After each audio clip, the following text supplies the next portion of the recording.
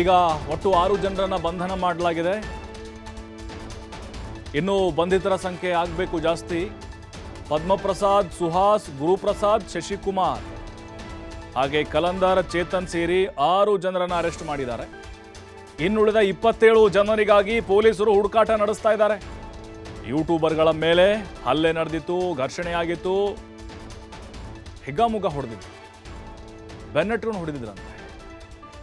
ಆ ಗುಂಪು ಘರ್ಷಣೆ ನಿಯಂತ್ರಣಕ್ಕಾಗಿ ಲಾಠಿ ಚಾರ್ಜ್ ಕೂಡ ಮಾಡಿದ್ರು ಪೊಲೀಸರು. ಘರ್ಷಣೆ ಬಳಿಕ ಪೊಲೀಸ್ ಅಧಿಕಾರಿಯಿಂದ ದೂರಾಗಿದೆ, ಅಂದರೆ ಸುಮೋಟೋ ಕೇಸನ್ನು ದಾಖಲು ಮಾಡಿಕೊಂಡಿದ್ದಾರೆ. ಹುಡುಕಾಟ ಕೂಡ ನಡೆಸಿದ್ರು. ನೋಡ್ತಾ ಇದ್ದೀವಿ ಆರೋಪಿಗಳ ಫೋಟೋಗಳನ್ನು. ಅಲ್ಲಿನ ಸ್ಥಳೀಯರೇ ಇವರು. ಸುದ್ದಿ ಮಾಧ್ಯಮದ ಸ್ನೇಹಿತರ ಮೇಲೆ ಹಲ್ಲೆಯನ್ನು ಮಾಡಿದಂಥವ್ರು. ಯಾವುದೇ ಕಾರಣ ಇರಲಿಲ್ಲ. ಅಪಪ್ರಚಾರ ಮಾಡಿದ್ದಾರೆ, ಅವಹೇಳನ ಮಾಡಿದ್ದಾರೆ ಅನ್ನುವಂಥ ಒಂದೇ ಕಾರಣಕ್ಕೋಸ್ಕರ. ಆದರೆ ಅಭಿವ್ಯಕ್ತಿ ಸ್ವಾತಂತ್ರ್ಯವನ್ನು ಹತ್ತಿಕ್ಕುವಂತಹ ಪ್ರಯತ್ನವನ್ನು ಇವರು ಮಾಡಿದರು.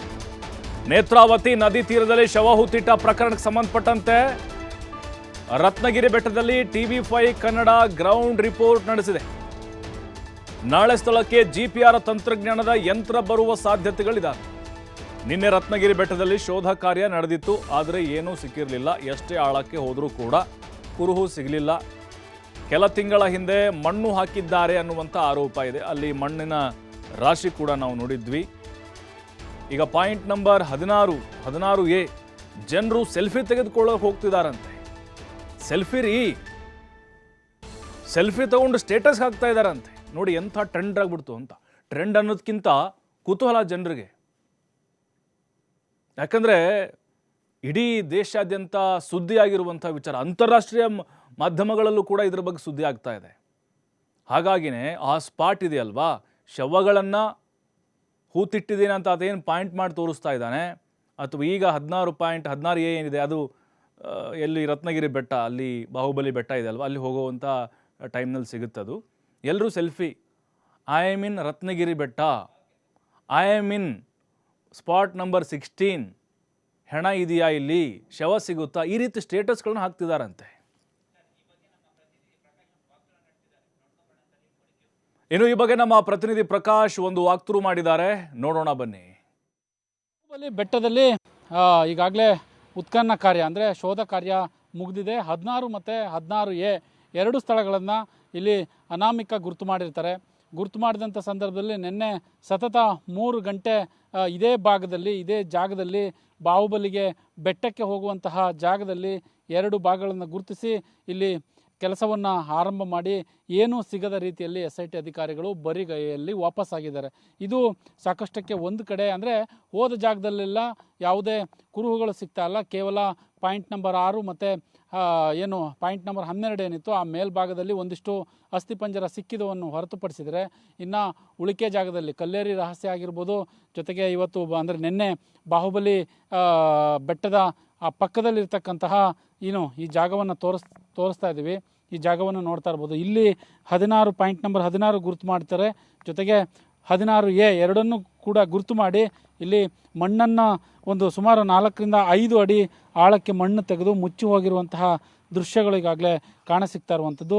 ಇದು ಸಾಕಷ್ಟು ಚರ್ಚೆಗೆ ಗ್ರಾಸವಾಗ್ತಾ ಇದೆ. ಸಾಮಾಜಿಕ ಜಾಲತಾಣದಲ್ಲಿ ಚರ್ಚೆಗೆ ಗ್ರಾಸವಾಗ್ತಾ ಇರುವಂಥದ್ದು. ಯಾಕಂದರೆ ಹೋದ ಕಡೆಯಲ್ಲಿ ಅನಾಮಿಕ ತೋರಿಸಿದಂತಹ ಕಡೆಯಲ್ಲಿ ಈಗಾಗಲೇ ಯಾವುದೇ ಅಸ್ಥಿಪಂಜರದ ಕುರುಹುಗಳು ಕೂಡ ಸಿಗ್ತಾ ಇಲ್ಲ ಅನ್ನೋದು ಒಂದು ಕಡೆಯ ವಾದ. ಆದರೆ ಇನ್ನೊಂದು ಕಡೆ ಅಲ್ಲಿ ಮಣ್ಣು ತುಂಬಿದ್ದಾರೆ. ಅಂದರೆ ಈ ಯಾರು ಇವತ್ತಿನ ಜಾಗ ಅಂದರೆ ಆ್ಯಕ್ಚುಲಿ ನಾನು ತೋರಿಸ್ತಾ ಇರುವಂಥದ್ದು 16 point number 16 point number 16A ಇಲ್ಲಿ ಸಾಕಷ್ಟು ಮಣ್ಣು ತುಂಬಿದ್ದಾರೆ ಅನ್ನೋದು ಅನಾಮಿಕ ಹೇಳ್ತಾ ಇರುವಂಥದ್ದು. ಹಾಗಾಗಿ ಇಲ್ಲಿ ಅಸ್ಥಿಪಂಜರ ಯಾವುದೂ ಸಿಕ್ಕಿಲ್ಲ. ಮತ್ತು ಇವತ್ತು ಈಗಾಗಲೇ SIT ಅಧಿಕಾರಿಗಳು ಕೆಲವೊಂದಿಷ್ಟು ಅನಾಮಿಕನ ಕಡೆಯವರನ್ನು ಸಂಪರ್ಕ ಮಾಡಲಿಕ್ಕೆ, ಆತನ ಚಲನವಲನ ಮೊಬೈಲ್ ಟ್ರೇಸ್ ಔಟ್ ಮಾಡಲಿಕ್ಕೆ ಸಾಕಷ್ಟು ಈಗಾಗಲೇ 3-4 ದಿನಗಳಿಂದ ಪ್ಲ್ಯಾನ್ ಕೂಡ ಮಾಡ್ಕೊಂಡಿರುವಂಥದ್ದು.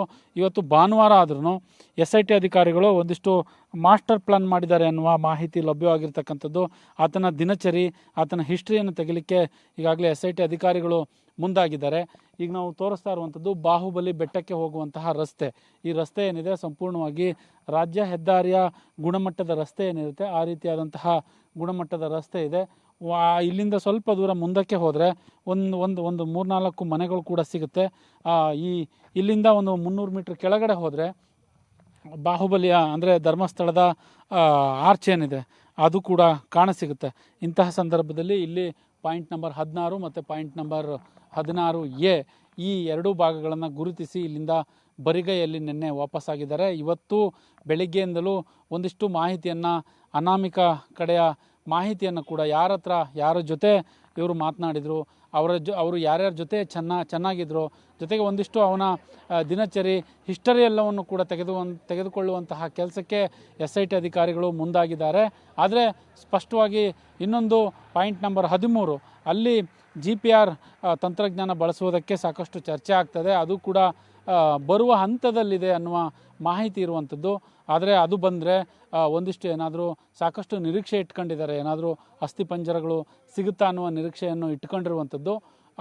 ಒಟ್ಟಾರೆ ಈಗ ನಾಳೆಯಿಂದ, ಇವತ್ತು ಶೋಧ ಕಾರ್ಯಾಚರಣೆ ಮಾಡ್ತಾ ಇಲ್ಲ ಭಾನುವಾರದ ಹಿನ್ನೆಲೆಯಲ್ಲಿ, ನಾಳೆಯಿಂದ ಶೋಧ ಕಾರ್ಯಾಚರಣೆ ಆರಂಭವಾಗುತ್ತೆ. ಆದರೆ 2 ಪಾಯಿಂಟ್ ಹೊರತುಪಡಿಸಿ ಇನ್ನು ಬಾಕಿ ಪಾಯಿಂಟ್ಗಳಲ್ಲಿ ಯಾವುದೇ ಕುರುಹುಗಳು ಇದುವರೆಗೆ ಸಿಕ್ಕಿಲ್ಲ.